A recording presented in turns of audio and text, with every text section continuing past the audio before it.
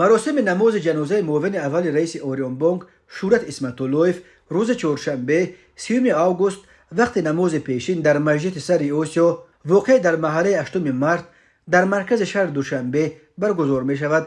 در این باره دوستان بانکدار مرحوم در اینترنت خبر دادند درباره اینکه آیا او را در کدام آرامگاه دوشنبه به خاک می سپرند و یا برای دفن به زادگاهش شهر کولاب میبرند چیزی گفته نشده است. شورت اسمت‌اللهیف که 49 سال داشت در گذشته رهبر نمایندگی شرکت پولفرستی وسترن یونیون در تاجیکستان بود و چند سال آخر معاون اول رئیس اوریون بانک و عملا دست راست رئیس این بانک حسن اسدالله‌زاده بود. او را آدمربایان شام 23 ایون از نزد خانه‌اش در کوچه زکریا روزی نویه اسماعیل سامونی 4 نفر به ماشین رنگش سیاه خونده صنعت بار کرده به یک منزل از پیش به اجاره گرفتهشان به دهه شاداب جماعت چورباغ نویه ورزو بردند.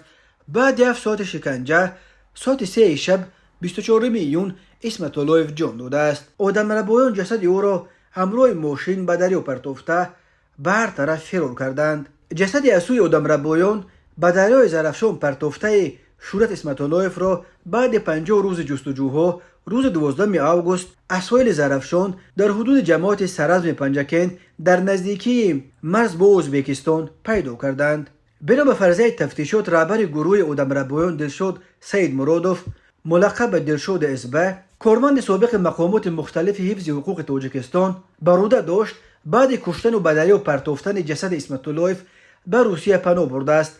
منابع بامداد میگویند که دلشاد کراسافچک قبل از ربودن اسمت‌اللهیف هم در صف زرخریدان چویکا واگنر در اوکراین می جنگید و بعد فرارش از تاجیکستان نیز در یکی از پایگاه‌های زرخریدان در قلمروای اشغال شده اوکراین پنهان شده است. وزیر کارهای داخلی تاجیکستان رمضان رحیم‌زاده از 28 آگوست به سفر کاری در مسکو قرار دارد. قرار است او با همتای روسش ولادیمیر کلاکولتسف از جمله مسئله بازداشت و استرداد دلشاد سید مرادوف در میان گذارد. باور می رود که بعد هلاکت فرمانده چویکا واگنر بر اثر سقوط هواپیمایشان امکان دستگیر کردن و به دوشنبه آوردن دلشاد اسبه بیشتر شده است.